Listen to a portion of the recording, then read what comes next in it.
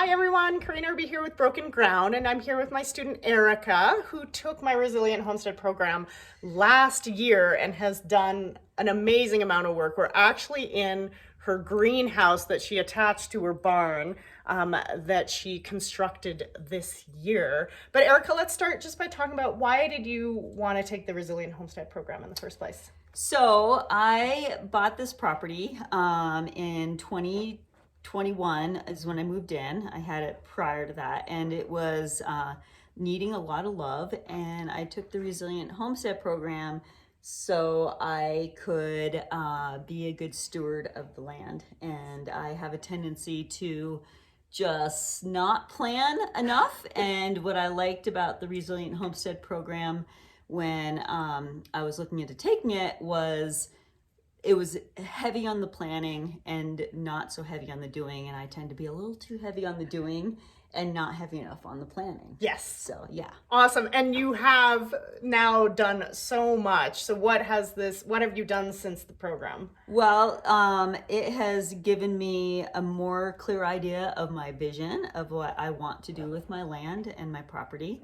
And I have started the planning phase for my food forest outside, and it also made me really appreciate the fact I have slope on my property. Before that, I thought, oh, I can't do anything with this property because it's on a hillside, but I learned so much about how to use slope. And I now have a beautiful greenhouse that Karine helped me to plan and dream about.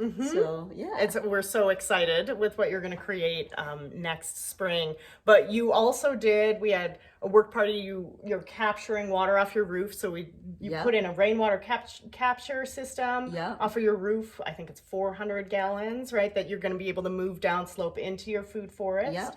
You started an annual garden, and that's going to be expanded next year. And then, not to mention all the work that you did on your barns that you had planned previously. And then got this greenhouse built. So Erika is definitely another star student in terms of by the way, you don't have to do this much implementation in 1 year, but as she said, she's a doer, but having a plan in advance was super helpful. Yes. Any other key takeaways from the program? Well, I would say that, being able to have the course in my own office space online and have it be really well organized and really well put together was so incredibly helpful and wonderful. And I would say a key takeaway was a way to incorporate my desire to have sort of a net zero environment where everything that I produce can be reused.